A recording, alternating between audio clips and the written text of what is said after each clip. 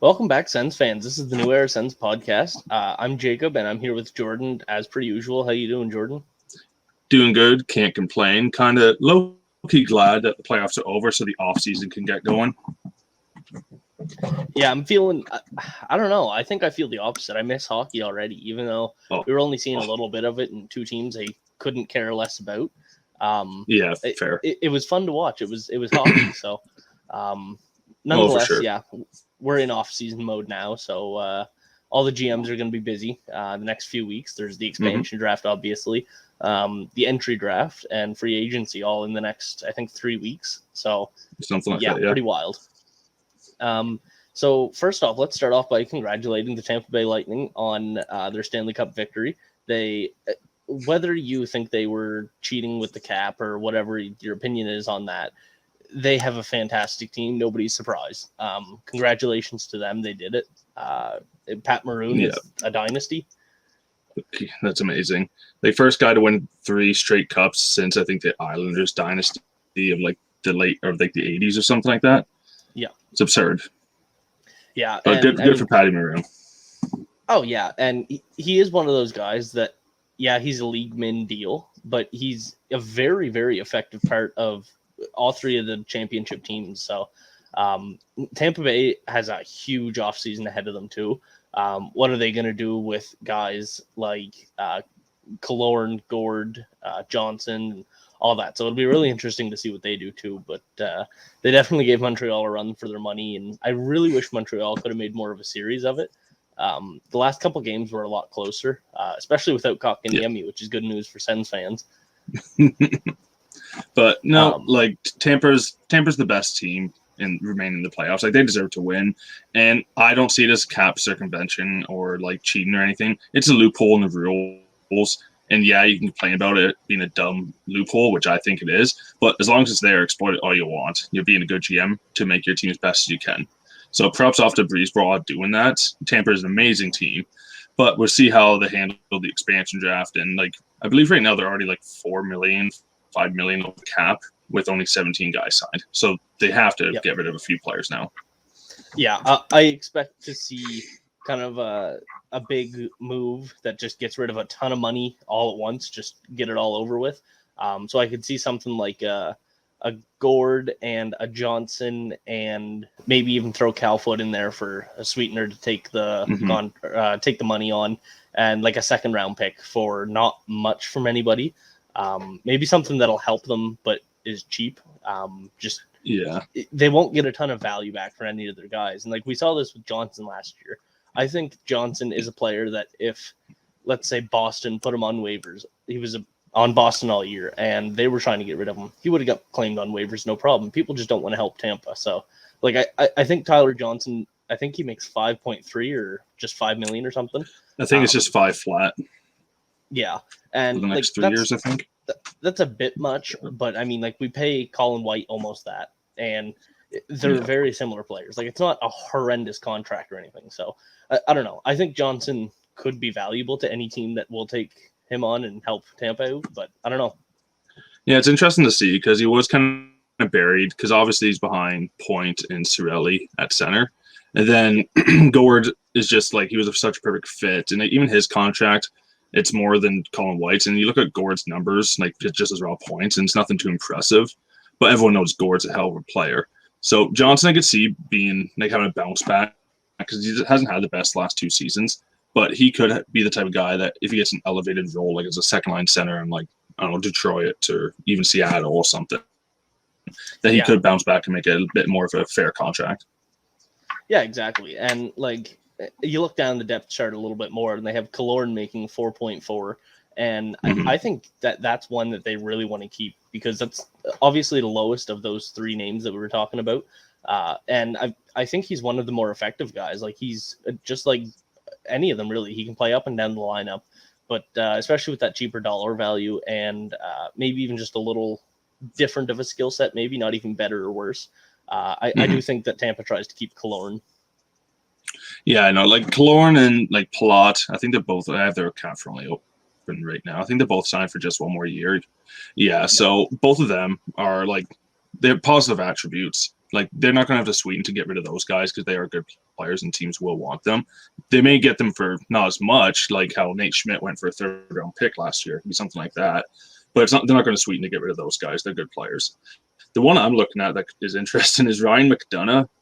Yep. Good player and had amazing playoffs. He signed for $6.75 for the next 5 years, and he's already 32. I think he turns 33.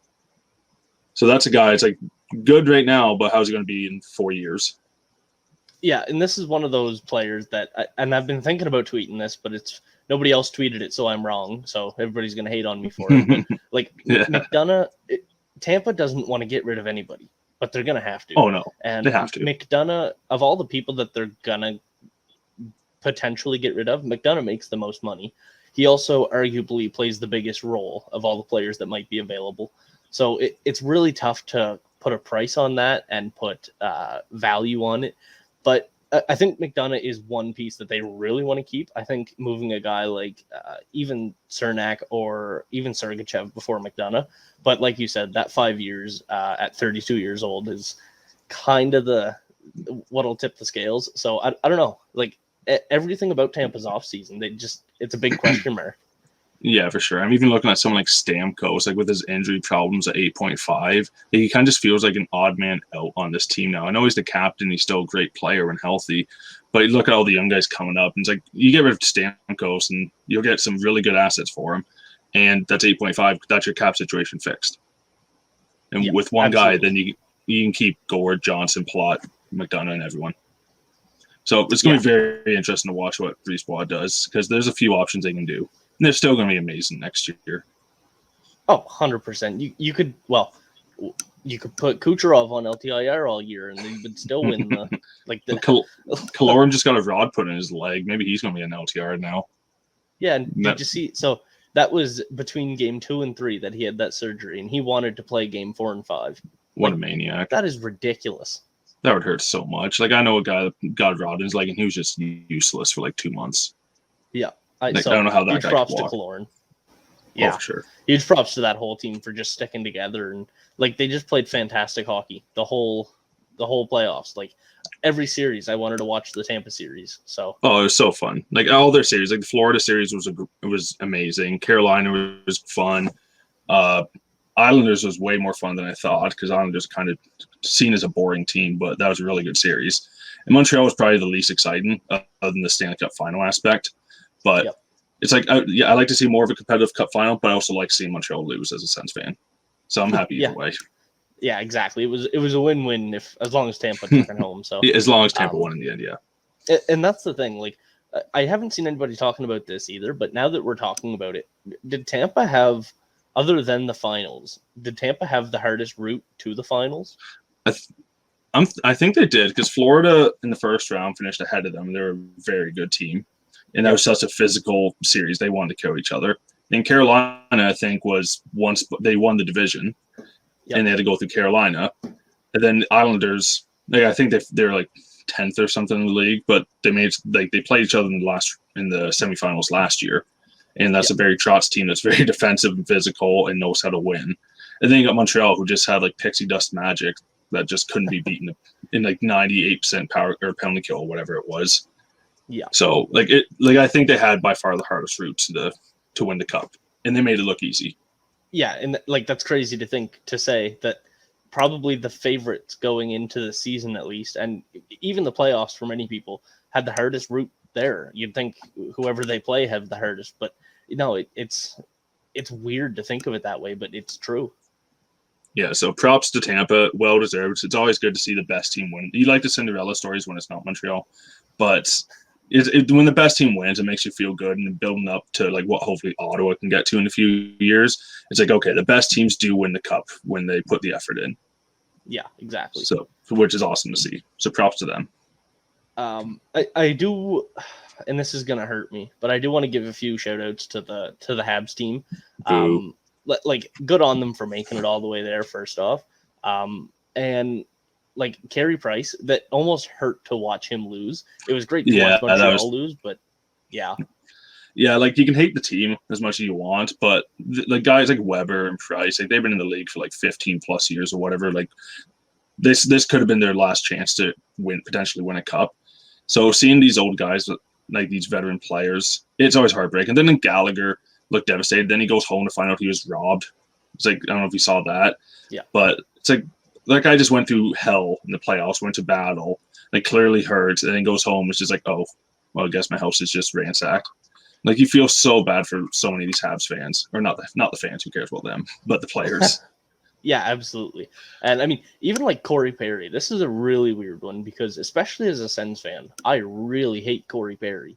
But yeah, ever since he came to Montreal and even Dallas last year, I really like Corey Perry. And I don't know why. Like, something just changed with his style of play over the last 2-3 years, maybe. Yeah, I think as he's gotten older, like he's still a pest, but he doesn't have the skill to be out there 24/7.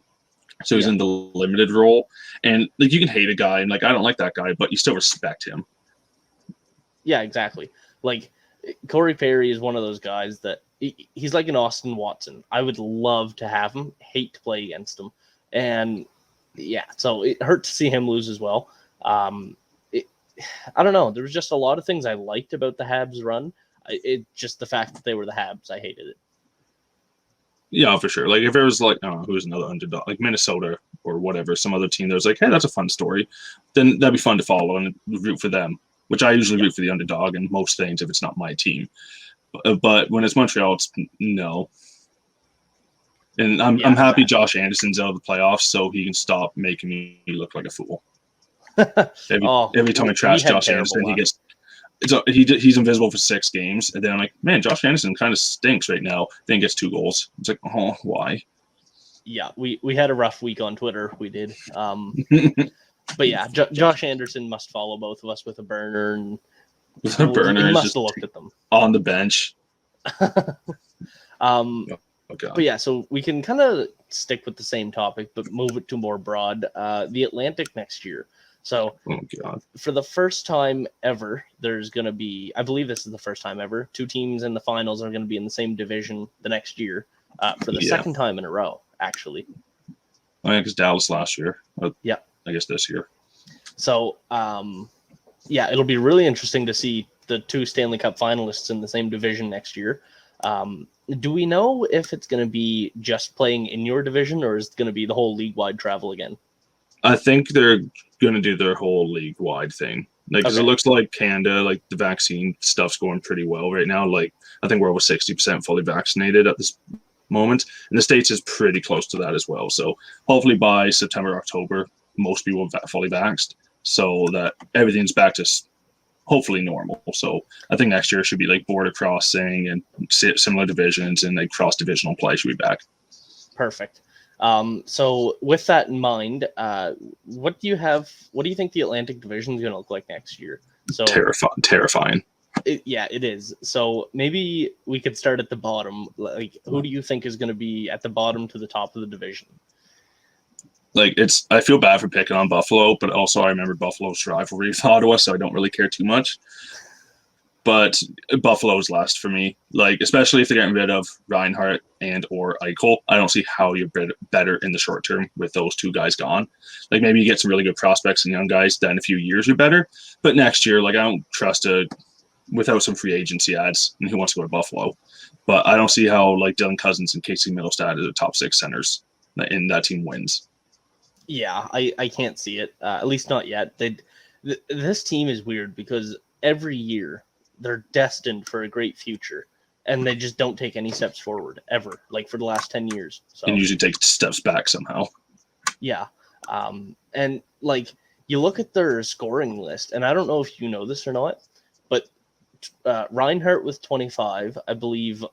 Great season for him, yeah. Olofsson with 13, and I believe it was Middlestad with 10. That was all of the players with more than 9 goals on Buffalo. I'm shocked that I thought Olofsson had more, so that's shocking. But I'm also more shocked that Middlestad is the only other guy with more than 10 goals and had 10 goals. Yeah, like nothing is right in Buffalo right now. Like I don't know what you would even start with. So I'm with you. They finish at the bottom of the division for me, especially if they make all the moves that they're projected to over the next even few weeks. Yeah. Then next up, I think it's a pretty safe bet to say Detroit. And I think they're going to be better. I don't I don't even think this year they're bottom 5 in the league. But I think next year they're going to take some steps. Like I think Mo Seider is going to be a full-time NHLer next year. Like he looks great. And then Lucas Raymond, I believe the plan for him to come over next year. Yep. So then you got those guys, like Zadina take a step, Larkin there.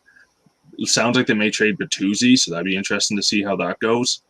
But no, and then like Hronik's an underrated defenseman, and there's not going to be good, but they're going to be not as bad. Is a fun way to say it, I guess. Like they have a bright future, and I think they're like kind of like a year behind what Ottawa is. Yeah, about that. Yeah. I think Detroit, and see, it's really tough because I could see them. They have $48 million in cap space this year. Oh, they can go ham if they wanted to. They could sign Dougie Ham. They could do what Toronto wants to do every offseason and still sign like the top 5 guys every year. Yeah, like they could almost literally probably. Not going to do the math right now, but probably sign Hamilton, Hall, Landeskog, and I don't know, whoever they want, and still be at the floor. Like I think the biggest names they have to re-sign, at least based off points, was Michael Rasmussen and Bobby Ryan. Yeah, like I think Bertuzzi's an RFA right now, but he was hurt pretty much all year, so I don't even know what he gets. Oh yeah, he is an RFA. I thought that was next year. Yeah, he only played like 6 games or something like that, and he had back surgery. Yeah, but like even those 3 players, that's not even going to bring you to $10 million. Yeah, I'm looking at the cap friendly, and they have 6 forwards and 3 defensemen signed. Everyone else is a UFA or an RFA. And all those UFA and RFAs aren't anything special. No, like looking at it, I don't know. Like Rasmussen's probably and Evgeny Svechnikov, I guess, the best RFAs. I think Bobby Ryan had a good year. Yeah, and then on defense, Hronik's the big one there. Yeah. They don't have much to sign. Like I know Michael Rasmussen, he's really underrated. So he might get 2, 3, maybe $4 million if they're feeling with their deep pockets. But Bobby Ryan won't make more than 1.5 again, especially with his injury. Evgeny Svechnikov won't make more than 1.5. And yeah, none of these guys getting big raises. Like Hronik will. Yeah, Hronik might make 3 or 4 as well. But like that, signing every single person is not even. You're still going to have $40 million to spend. Like it's ridiculous. Oh, yeah. They got to do something. So I don't know. It'll be really interesting. To watch. Yeah, I'm excited to see what they do. So who do you have at 5th in the division? I think this is where it gets really interesting, because I think there's like a clear 2-3 teams at the top for me, at least. This is where 6. I'm honestly probably going to say Montreal, because I feel like Bergeron's going to do something really dumb and do what Dorian did after the 2017 run and be like, hey, we're close. Let's get Duchesne. This run from Montreal and 2017 from Ottawa seemed very similar, where they were kind of the underdogs. No one gave them the respect they may or may not have deserved. And then the offseason was like, we're contenders, and then they crash and burn. I could see Montreal doing something like that and going out and trading away a few futures, sign a few big-name guys, and it's like, oh, wait, now we still have like $40 million signed up in agent vets. Because that's the thing. Like Montreal is probably going to be a good team next year, but in a few years, I'm not too worried about them. They got good players, but Weber is signed for 7 more years or something dumb. Yeah. Price is getting older. Petrie, Gallagher, and Anderson, they're not going to age well. We don't know what's up with Drouin, so yeah, no idea what Drouin's up to. I don't know if he's going to be back. So I think I could see, and especially you see all the time, like Dallas last year, people were like, oh, they'll make the playoffs in the Central, and then they didn't. Yeah. Mind you, they got hit by COVID pretty hard, but it happens all the time. Yeah, but you see, not even Dallas. I'm sure if you go back and look at the last several years, the team that lost in the Cup Finals, it's not guaranteed they're back in the playoffs. A lot of the time you have these Cinderella runs, and people that think Montreal are a lock are probably just Habs fans that just have their homer glasses on right now. They're going to be a good team, and they could easily make the playoffs still. From here up, I wouldn't be shocked to see pretty much any team. Yeah, it's going to be really tight. the order can go anyway. And like, even to connect this Habs run to our 2017 run, they're probably going to lose either Edmondson or Sherratt, which are a big piece of their defense, just like we lost Mathot. So yeah, they're going to take a step back next year, obviously. This Habs team isn't going to make the finals 2 years in a row, unless the Cinderella run and the parity in the NHL. It can always happen, but they're not projected to make the finals or anything. So I do see them kind of being a wild card team, maybe. I don't really know. So and then to follow up, like you could switch Montreal, and like I have next, so that would be fifth. What one? Sixth? Yeah, fifth would be I have Ottawa there. Yeah. So, and you could flip flop Montreal and Ottawa, and you're probably right. Like I can't argue it, but especially the way Ottawa ended this last season, they were one of the hotter teams in the league, and they were never an easy out that people thought they were going to be. But and then you got all the young guys taking steps forward. You got like Sanderson coming in like halfway through the season or whenever his season ends. Yep. And then you got potential off-season ads, so like they could go out and get the top 6 center. They can trade for a few guys, defensemen. They have enough cap space if they want to. They can make the team more competitive now. Hopefully, it's not like a step-on Goodbranson type who's like, these are top 6 centers and top 4 Ds. Like, no, they're not. Don't do that again, Dorian, please. Yeah, that would be devastating. He did come out and say that he's done with the character guys. It's all about the winning culture now. So that is really promising to hear. But yeah, no, you're absolutely right. Yeah, I think the biggest question mark for Ottawa next season is the goaltending. Because, like Gustafsson looked great. It was still a small sample size, and he's still young. Murray was injured a lot and very inconsistent. He looked good at the end of the year, but then he got hurt again.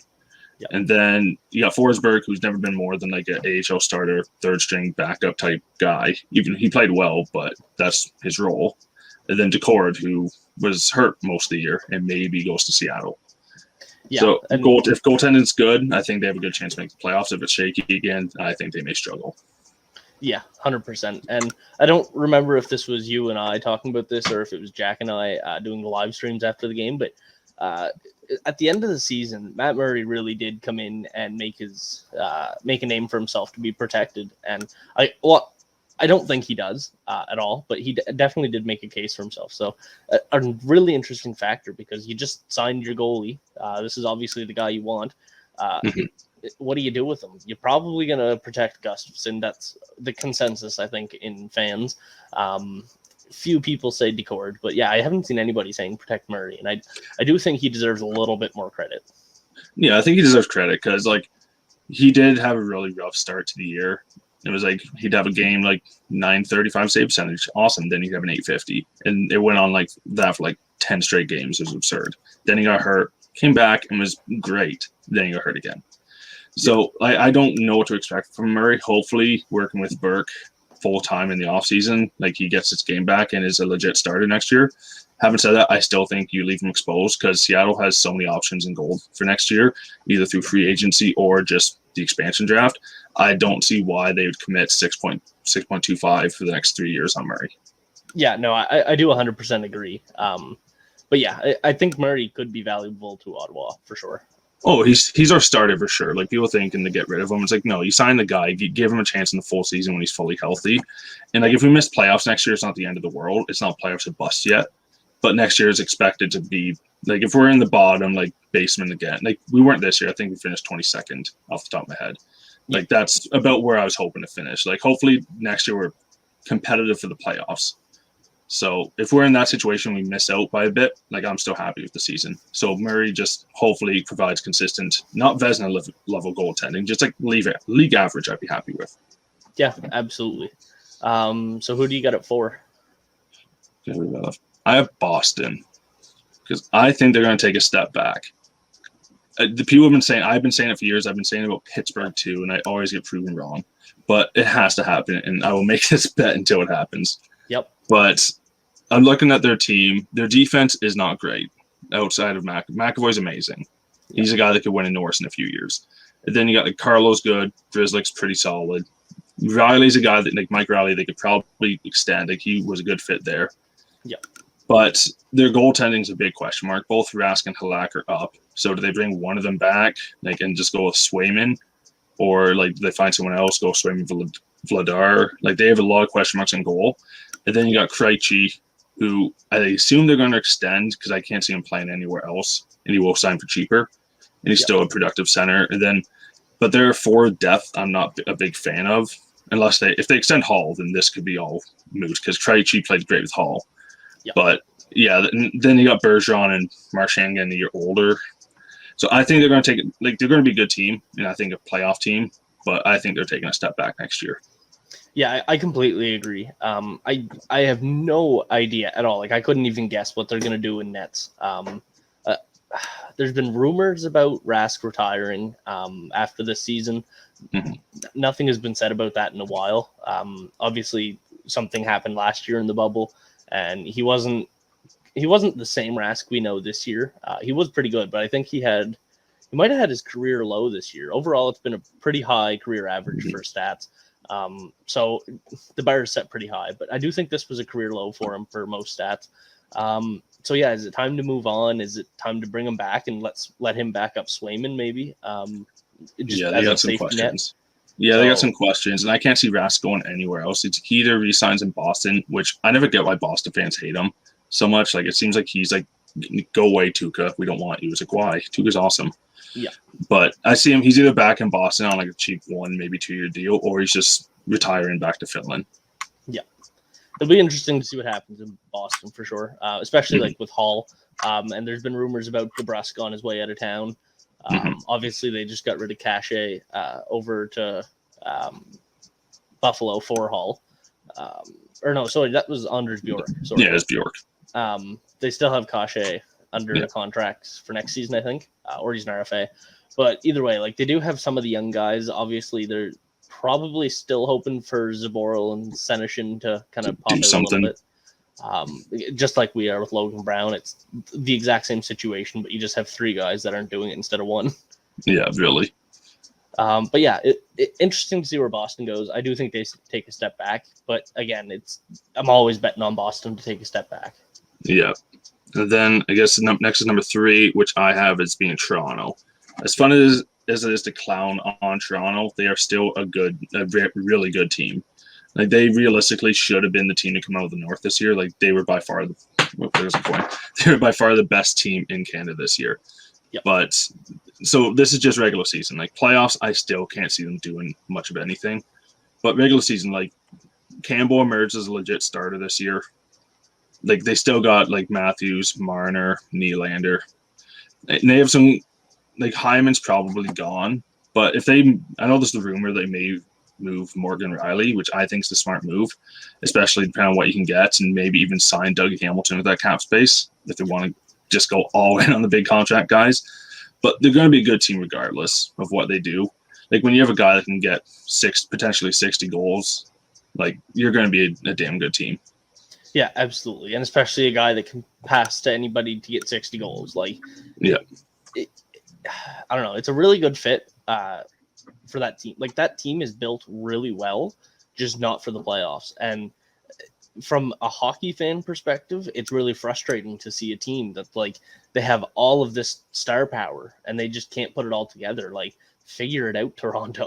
And, like, as an Ottawa fan, don't figure it out. I want to keep laughing at you. But I don't know. Like, and especially that Zach Hyman is leaving. I don't like that. I think $6 million is too much for Zach Hyman, which is what he's going to get. But I don't know. You got to let him walk at that point, but you're also losing a huge piece letting Hyman walk. So I don't know. Because you can sign Hyman for $6 million, or you can sign Hall for $7 million. Like, I don't know. Yeah, no, they got some interesting things, and like, I think Kerfoot goes in the expansion draft, so that frees up another 3.5 for them. Yeah, and they get with the Bertuzzi rumors that I mentioned earlier with Detroit. Like, Bertuzzi's basically a younger Hyman that probably has a bit more upside, but he has that back surgery. So it's like, how much do you really give for that guy that didn't play all year? Yeah. So I think Bertuzzi, if healthy, is a perfect fit to Toronto. So I'd hate to see them get him because I love Bertuzzi and I don't want to cheer against him. I'm also a big fan of Bertuzzi. Well, he's a gem. But yeah, it would be a good fit from a hockey standpoint. Like, a line of Bertuzzi, Matthews, and Marner, that would be dominant. Yeah, that'd be amazing. And then, I don't know, below that, like other than your big four, like Toronto doesn't have anybody though. Like Mikheyev, No, Engvall, Simmons, Spezza. no, Patay. I they're don't gonna know have if their Patay's bargain still bin. with them. Yeah, no, I have no idea about Patan anymore. But they have the bargain bin shop, and like maybe they bring Galchenyuk back, who, for as much as people hyped up that he was rebuilt by Toronto, like I still don't think he did too great. Like he was good, but he wasn't amazing. Yeah. And then like they have options, and like maybe someone like Robertson makes that jump next year and becomes a top 6 player, which is a big risk on a team that's trying to contend to have like your hopes and dreams pegged on one rookie. Like if he doesn't pan out, then you have a giant hole in your lineup. That's the scary thing about banking on prospects. And like we do it too for Ottawa. It's like hoping like someone like Shane Pinto, that's our second line center. If he struggles, we don't have a second line center now. Yeah, exactly. Yeah, so banking on prospects is always scary. Oh yeah. And like we know it first. Like look at Logan Brown. We've been doing it for years now. I'm still doing it. I still think he can do it. Like it would be amazing if Logan Brown could come in and be a 3C and push even White down to the 4 slot. So I don't know. One of these days. One of these days, maybe. So yeah, who do you got at number 2? It's tough because it's both Florida teams, obviously. And I'm gonna go if they do everything right. Like I can't see Tampa not being number 1. So I have the Panthers at number 2. And this I could see them being a lot lower if they're dumb and have Bobrovsky as the starter. Yeah. If they even though they're paying them all that money, if you suck it up Florida, you now have a $10.5 million backup. Like he's not going to be a starting goal. He should not be the starting goalie next year. Like Spencer Knight looked legit this year, and I don't know what's going on with Drieger, but they should really try to like keep him, or at least like get assets for him, because I don't know what you do with that Bobrovsky contract. But everyone else on that team, like Ekblad was potentially a Norris level guy this year before his injury. Yep. Uyghur stepped up and was amazing. And then like, even guys like they brought in Duclair was a good fit.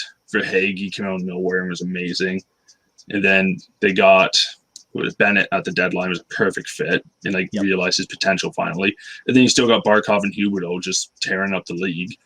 Like I don't see how Florida takes that step back. Like I think they're consistently going to be a top team now.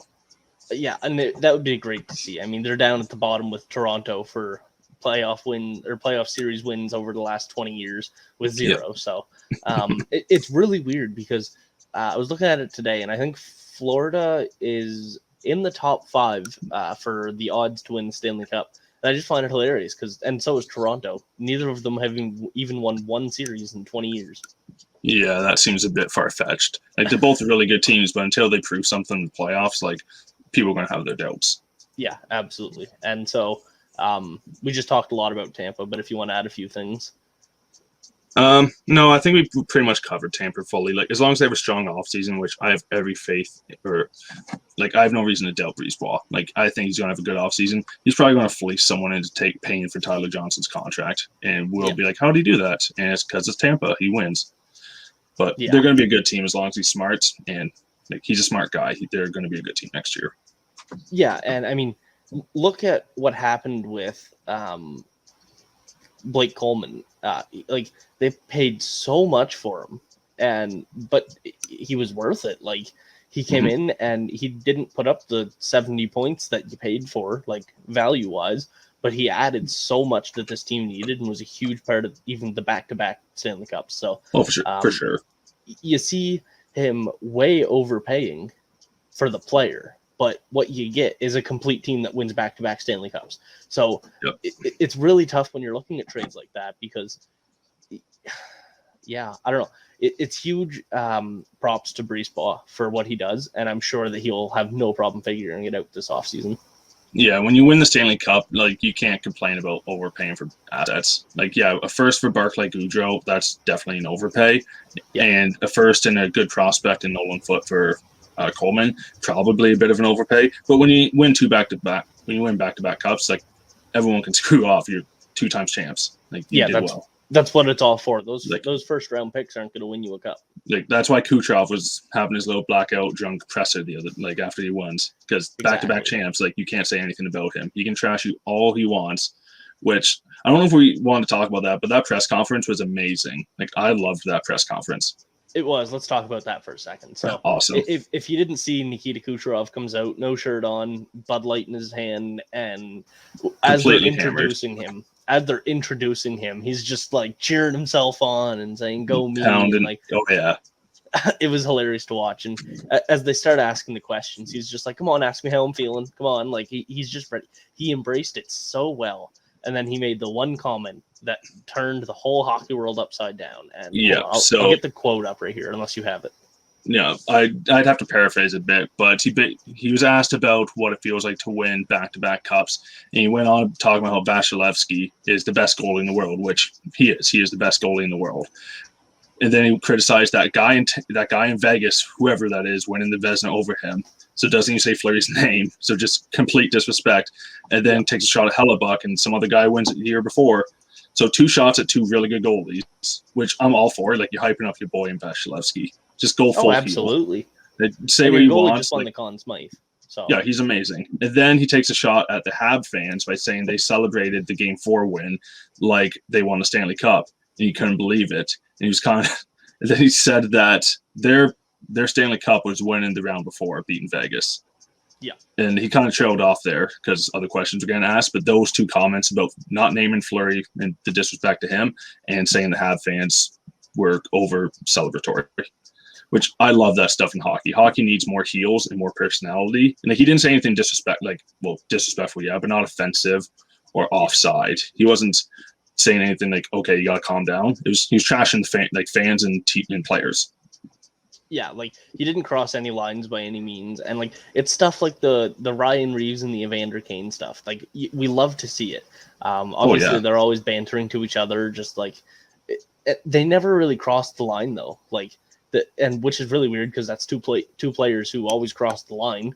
But yeah, like they keep it at a very normal but very, I don't know, entertaining, I guess is the word for it. But yeah, just it provides more content for the fans. Yeah, and hockey needs, like I said, hockey needs more of this. Like you look at the NBA and the NFL and even MLB now, with guys like Nick Castellanos, like these trash talkers and these heels that everyone just hates. It makes the league. It brings in views and attention because you got like Bud Light now, like doing that signing with Kucherov. It's like, hey, like this guy's awesome. And like people are seeing this, like non-hockey fans are seeing this shirtless Russian guy like just talks complete smack to like half the league. And like that's awesome. Like what's going on here? Like that brings in attention. People want to watch it. Like everyone's going to be watching the first Tampa Montreal game now. Oh, absolutely. Like it's the sport's better when you have these like heels, rivals, and just like it makes it more fun. It's an entertainment business at the end of the day. So like I'm entertained by drunk Kucherov. Well, yeah, it's like another perfect example. Like I want to know the broadcasting statistics for the games that were between the Rangers and the Devils when it was Brodeur and Avery. Oh, for sure. Like Avery, they hated each other. Yeah. And like what Avery's saying in the lineup's like, yeah, Fatso didn't want to shake my hand. Yeah. Like just called one of the best debatably the best goalie of all time. He's called him fat on national TV. To Avery, who was never more, he was a decent player, but he was also a complete piece. Like no one liked him. Yeah. But no, that stuff like people love. Yeah, and like it gets people watching the game, and like even going on YouTube, like I'll watch I don't know, there's like a 23-minute video about the whole rivalry between Avery and Brodeur, and like there's stuff like that, like and Lemieux and everybody in the league really. But yeah, like it's just great to watch, and Marty McSorley, just the personalities. Obviously, some of those guys I named cross a lot of lines, but with the banter and stuff, they never really did. Like they just publicly made it good to watch hockey. So I don't know, just my thoughts. Yeah, love to see it. I understand why Habs fans are mad, but get over it. Like he won the cup. Yeah, like, and I don't want to get into this too deep, but we're calling him classless after the celebration a couple weeks ago. That's just don't. Like it's calling classless, and then like the entire insult is, oh, they don't know what a classy fan base is. Like their fan base isn't like they don't have a fan base. It's like, well, it's not very classy of you, Montreal, to trash their fan base. Like let drunk Kucherov have his like 5 minutes of fun. He's drunk, he's tired, whatever. I understand that you're upset. I'd be upset too if Kucherov was chirping the Sens fan base if they beat Ottawa for whatever reason. Yeah. But it makes it like now Kucherov is a hated person in the league, which is awesome. Yeah, I don't get it at all. Yeah, he didn't do anything wrong. Leave him alone. I love it. But yeah, so we can move on to some actual Ottawa stuff. That'll be fun. So what do you want your protection list to look like? So I don't know if you know who's exempt or not. Or I have the expansion draft thing up here, so I can double check. Okay. But I have a pretty good idea. So if you want to run through your every single Ottawa fan knows that Pierre Dorion is going to choose 7-3-1. We don't even hardly have 3 defensemen to protect, so we're not going to go for 4 and lose 2 forwards. So exactly. So if you want to start with your 7-3-1, and I'll quickly go over mine afterwards. Okay, so I'm going to start with the goalie because it's the easiest part to start with, and I'm protecting Gustafsson. He has the higher pedigree. Like Murray has the bad contract and not bad, but expensive contract and the inconsistent play, and like the injury history. Decord, he was a bit older than Gustafsson and also has that injury. Gustafsson just comes in with that high pedigree. He's kind of the first piece of the rebuild, like part of the Brassard trade. And he was the best goalie statistically in just eye test for Ottawa this year. And he's by far the youngest one that played. So I don't see how Gustafsson is exposed. Yeah, I agree. Okay, then on defense, I think the obvious 2 for pretty much everyone is Chabot and Mete. Like Chabot's a no-brainer. He's one of the best young defensemen in the league. Mete came in, and the team was noticeably better with him in the lineup. He's young. He's a lot of experience in the NHL. Like, losing him for free makes no sense. And then, so the other 2 options is Josh Brown and Nikita Zaitsev. And this one, I don't think there's a wrong choice. I went with Zaitsev just because Josh Brown's a fine 7th defenseman that can fill in the bottom pair if there's an injury or to give someone an off day. But Zaitsev, I think he is overpaid a bit, but I think at heart he is an overpaid third-pairing defenseman. And even if you leave him exposed, Seattle's not touching that contract. So exposing him really does nothing. Yeah. And he is seen as a leader in this room, if Sens fans like it or not. Like, I know there's people that hate him, some people that love him, but like the team loves him. Like, he was wearing an A for the Sens when Chabot went down. Yeah. Like, he is seen as a leader in that room. So it doesn't really matter between the 2. I don't think either of them can get protected anyway. Yeah, I agree. I think Zaitsev is one of the more underrated defensemen. Not underrated, but overhated, I guess, in the league almost. The contract isn't bad, especially with the term left on it. Like, there's only 3 years left on it. And I don't know. He was pretty sound almost all year. All year I was waiting for the, well, there he is moment, and it never really showed up. So protecting Zaitsev, I think, is the right call because you can trust him, and the contract might be a little bad. It's not hurting us any. He's not complaining about it, and he's playing fine. So I don't know. Yeah, no, and what makes bad contracts is not necessarily the actual money on it. It's the team that has it. So if we were like, if Toronto still had the Zaitsev contract, it'd be terrible because they need that cap space. For Ottawa, we don't need that cap space anytime soon. And like for now, he probably shouldn't be playing in the top 4, but he's I think the plan is to get a top 4 guy to play with Chabot sometime this offseason, maybe even before the expansion draft. But try and pick someone from another team. But Zaitsev, he's fine right now. I think he's just not even slightly, he's a bit of an overpaid third-pairing defenseman. Like, I would love to see what Zaitsev can do in like a role where it's like 15 minutes a night playing PK. Yeah, absolutely. And if Zaitsev's contract was up this year and we re-signed him to a 1-year, $3 million, like, I wouldn't even be mad. Like, for sure. Obviously, probably you don't want to re-sign him. You might want to find an upgrade, especially in free agency.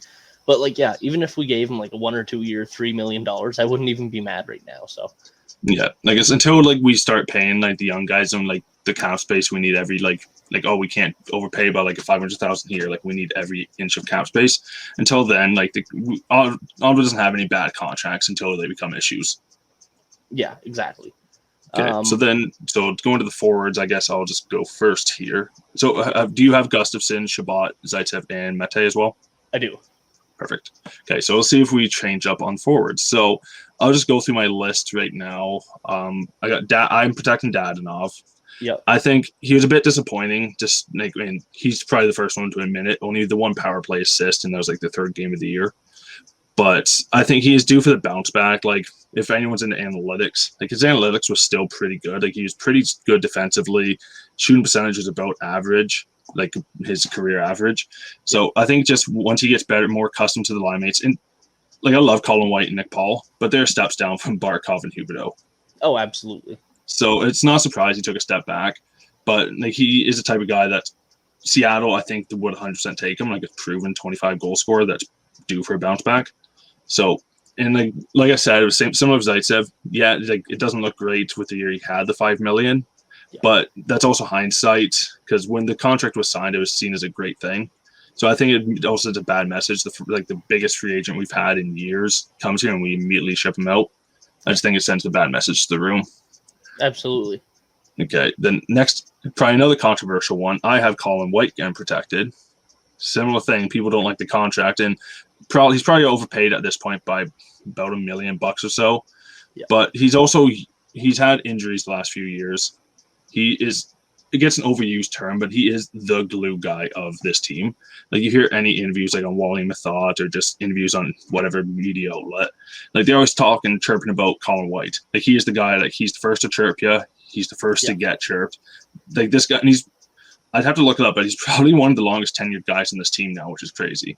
Yep. Like he is a veteran and a leader on this team. And he's the type of guy that can easily, he's only 24. Like he can still easily bounce back. And worst case, if he still struggles next year, since he's under the age of 26, you can buy him out for 1/3 of the cost instead of 2. Oh, really? I didn't know that. Yeah. So right now his contract's 4.75. Anyone under the age of 26, if they're bought out, it's usually 2/3 of the value you have to pay out. Anyone under 26, it's only 1/3. So that's yeah. Yeah, that's good. Cool. Yeah, so that's just a worst case thing, which I don't see happening. Like White still, like I see White, if he's a 15 goal guy, like 40 plus points and solid defensively, I'm happy with his play. Yeah, and I think that's pretty much the expectation now. Again, like you said, that little bit overpayment, but he was coming off of ELC. Mark Stone year. Yeah, it's Mark Stone year.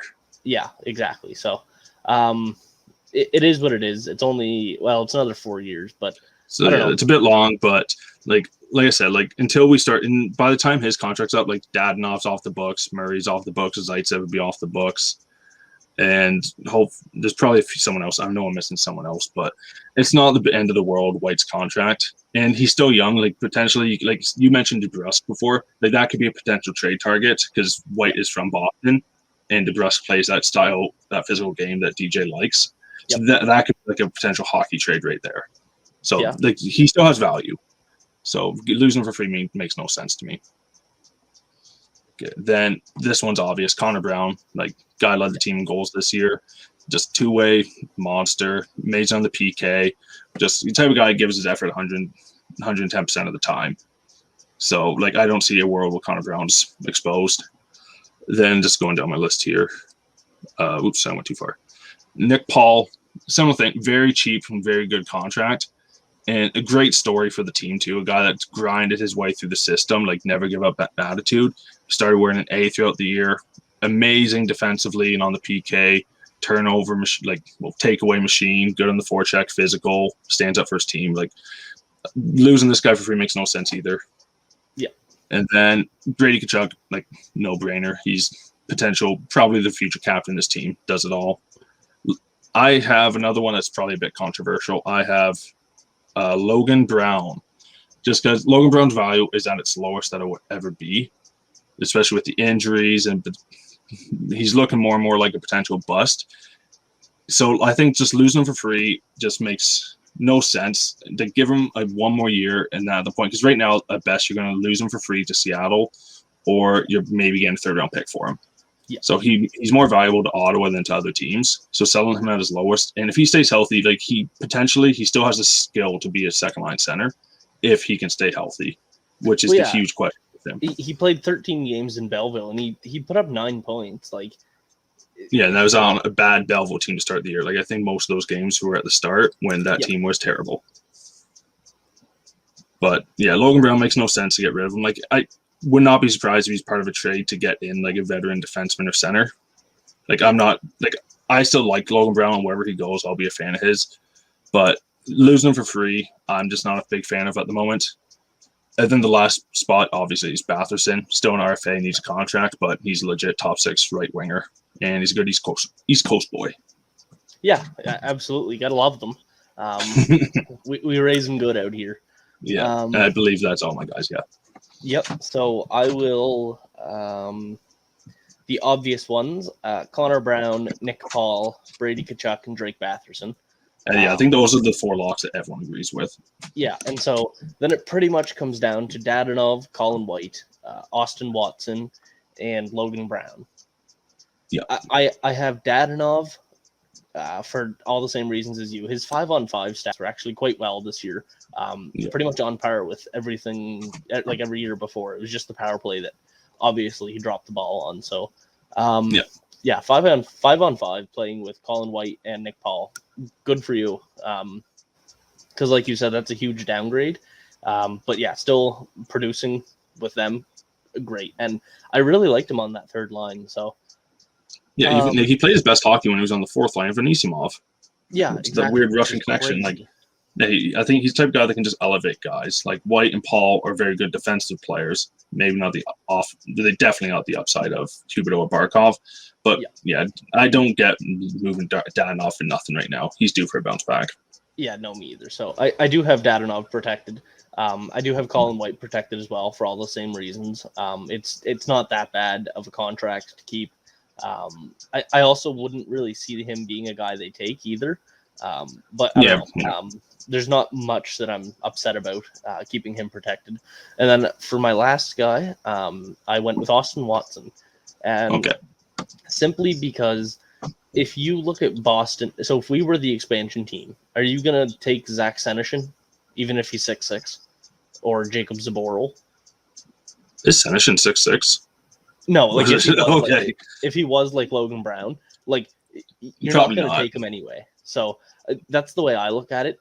I really don't see a world where Seattle looks at Logan Brown unless they look at it as, oh, well, look at William Karlsson. So depending on what way they look at it, because I wouldn't want to take Zaboral or Senyshyn from Boston. So yeah, I don't know. It'll be really interesting to see who gets protected. I do think Watson, especially at $1.5 million for another 2 years, that's just great value. And not on the market, but to your team. And he could be a guy that a team like Tampa would pay first and Nolan Foote for. Like, if he's really having a year, you never know. A team might need a guy and want to go get that guy. And I don't see Logan Brown being that guy ever. So, no, for sure. Like, Logan Brown definitely has the upside over Watson, but Watson at this point is a proven NHL player, while Logan Brown is still a big old question mark. Yeah, exactly. And yeah, you bring up a good point. Like Watson, like say Ottawa struggles next year, and a team like Tampa needs their next Barclay Goodrow. Like, hey, Ottawa, that guy signed for 2 years cheap.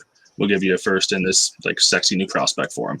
Yeah, exactly. And again, he's not worth a first, but that hole in Tampa might be worth a first. So he's worth a playoff first round pick.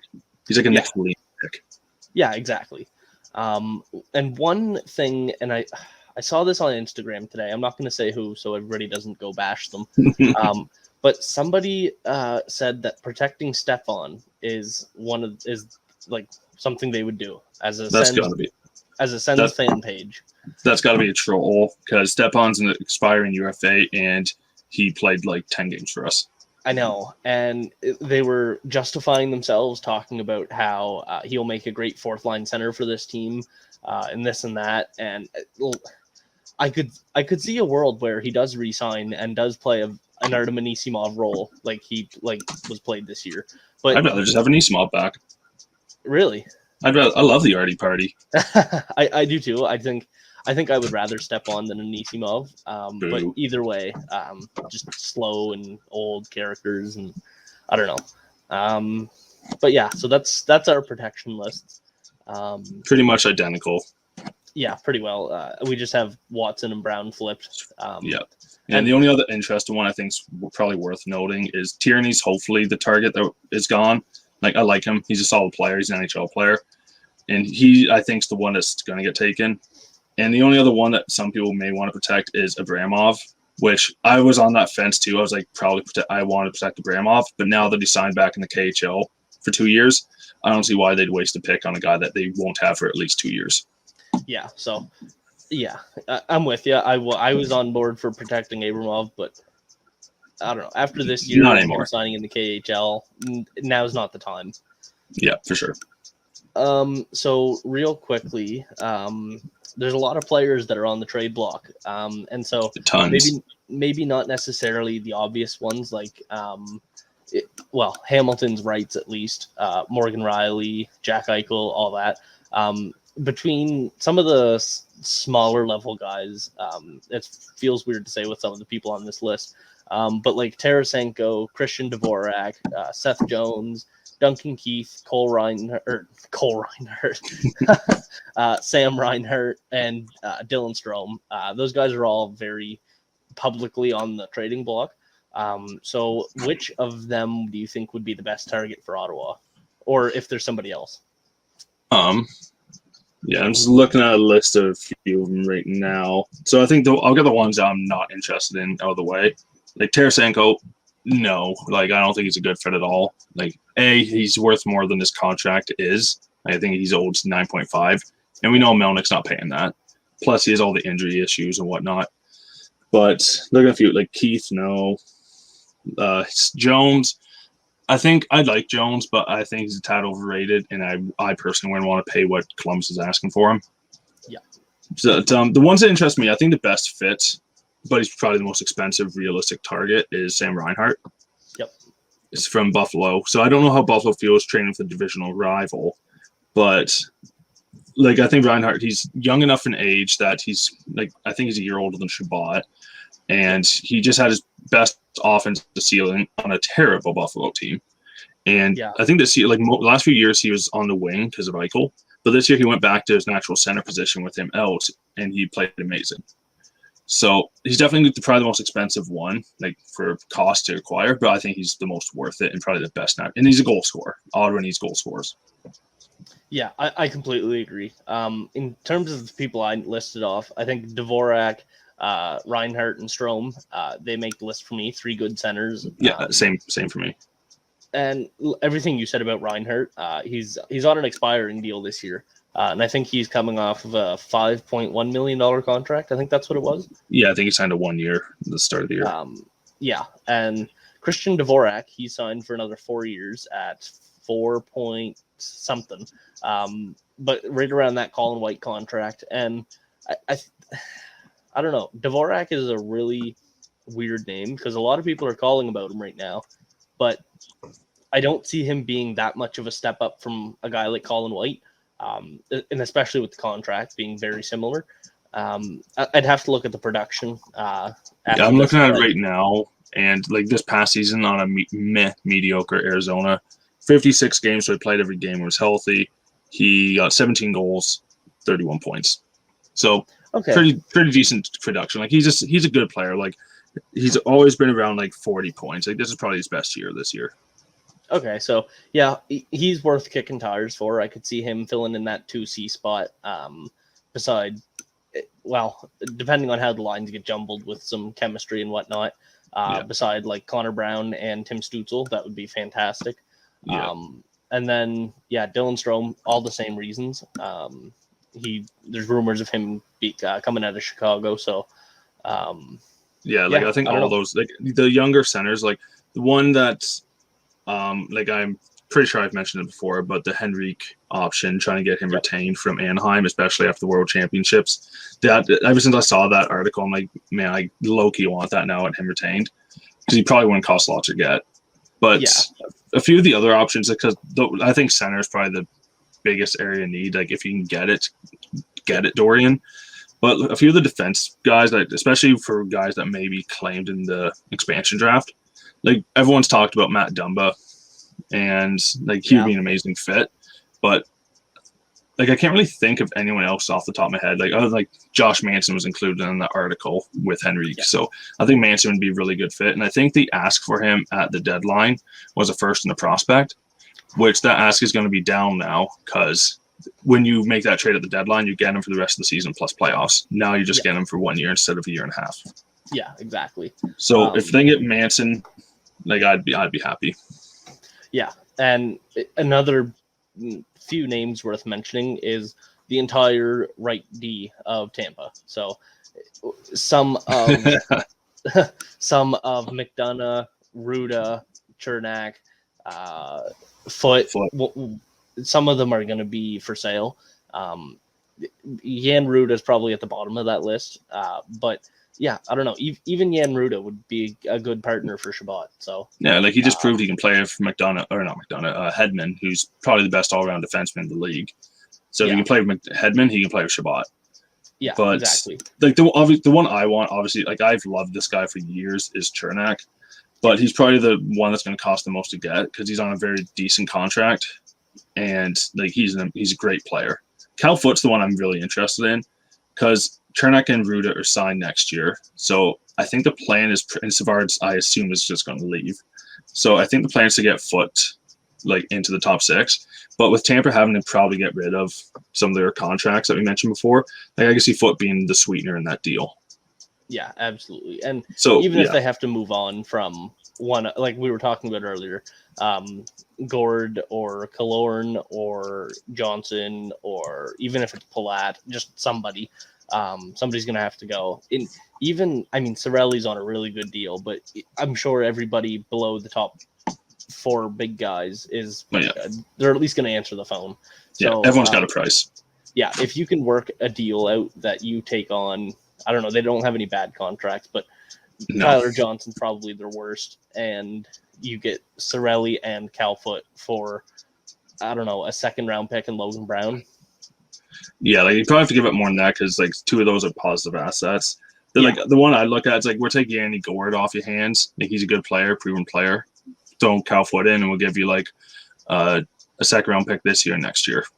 Like you get 2 decent assets for, and Ottawa gets a former first-round pick, potential top 4 defenseman, and a piece of shit forward to play against that fits the Ottawa style perfectly.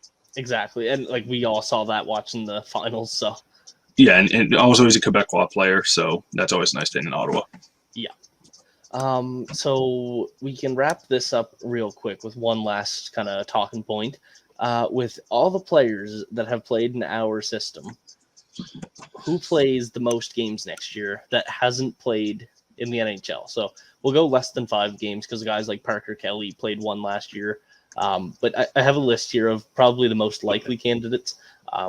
And so I did include Sanderson on this list because if he comes in at the end of the year and you don't think any of these guys have a good shot, he's probably going to be playing in the NHL. 20 games or something. So Sokolov, Parker Kelly, Cole Reinhardt, Mark Kostelik, Jake Sanderson, Angus Cruikshank, Ridley Gregg, and Lassie Thompson. Okay, so out of those ones, do you have Bernard Docker on that list as well? He played 5 this year. That's why I put the number at 5 because he's like right on that border of either going to be in the NHL all year or Honestly, I forgot he played that many. I thought he was healthy scratch pretty much the entire year. But out of those guys, who's going to play the most? Yeah. So the injuries always happen. Like we were actually pretty lucky last year outside of goal. We didn't have too many injuries. But we're probably not going to be that lucky last year, which sucks. Yeah. Or this year coming. But the one I'm really torn between 2. I think the one that's more obvious, and I think you're probably going to lean this way, is Parker Kelly. Yeah. Like he just fits that because I look at someone like Sokolov and Cruikshank and Gregg, like they could play a bottom 6 role, but they're probably more suited for an offensive oriented role. And I don't see who they necessarily beat out in our top 9 as of now. But Kelly's the type of guy, like you can plug him in on the 4th line with Watson and just cause in like because I don't know if Kelly still plays center. I know he did in the WHL, but I think he's been mostly a wing in Belleville. Yeah. So I'd be interested to see if he can play center if someone like Tierney's gone. But I would love to have a 4th line of Watson, Formanton, and Kelly. That'd just be so annoying. And they all of them can skate. All of them love to stir it up. All of them can hit. And like Formenton's honestly could be the fastest guy in the entire league. Yeah. So, and then you got Watson, who just apparently loves eating pucks for breakfast, lunch, and dinner. And Kelly is like the worst person everyone knows. So, like, he got real acquainted with like Muzzin and Simmons and all of them in that last game. So, my money's on Kelly, and I'm going to give an honorable mention to Thompson, just because out of those guys, like, defensive injuries happen. And I think Thompson's like not including Bernard Docker because of requirement. But I think Thompson, especially because some people are really like hot and cold on him as a prospect. I think you get him to the NHL, see what you got with him. Yep. He's going to get a cup of coffee eventually. Like, he's going to get a few games. Same for like Sokolov will. Greg will probably get a few. But I think Kelly's the best bet, especially if there's an injury. Like if Watson gets hurt again, like because he probably will, because he blocks shots and fights all the time. So if one event, hopefully he doesn't go down. But if he does, I think Kelly is like the perfect Watson replacement. So I'm going to go with Kelly. Yeah, I agree. I think it's very situational, like you were saying. In terms of defensemen, Thompson, I could see playing about 20 games next year, same as Sanderson, depending on when he comes over. So that's kind of a toss-up. It all depends on Sanderson's year next year. But in terms of up front, Parker Kelly, you're 100% right. If we lose a role player, then he's going to be the first guy they call. But if we lose a Batherson, like if he breaks his ankle for like 6 weeks or whatever the heal time would be, Sokolov is 100% getting the call. If any producers go down, then it's going to be Sokolov coming up. Yeah. And he 100% proved it. And like we look at how Troy Mann talked about Ridley Gregg, like he's a very good candidate as well. He's very high on him. And I don't know. I think my bet would be Sokolov for the most games played. But it's all very dependent. So I don't know. Yeah, and like the guys are gonna get their cups of coffee, like depending on like injuries down in Belleville and Ottawa. Like someone like Mark Kastelik could get a call up and be great because he looks like he could be like in a few years be the new fourth line center, the new Zach Smith. Yeah, but exactly. So you got like this thing. Like we've talked about this a bunch before. Like Ottawa's got a ton of these like depth role prospects, like probably higher end, but like these guys all have NHL floors. Like I wouldn't be surprised that Kastelik makes it, Reinhart, Kelly, Cruikshank, Greg. Like Cruikshank and Greg have higher ceilings. Yeah. So, but I would love to see all of these guys get some time next year. But Kelly, for me, I think Sokolov, he deserves a shot. And like he could also play a bottom six role because he does have that physical attribute. And like I'm sure he would love just to go around and just run over dudes. But I would love to see, like, I want Sokolov's first shift ever to be on a line with Batherson. I just want that connection out there. Like, they got to play together. Oh, 100%.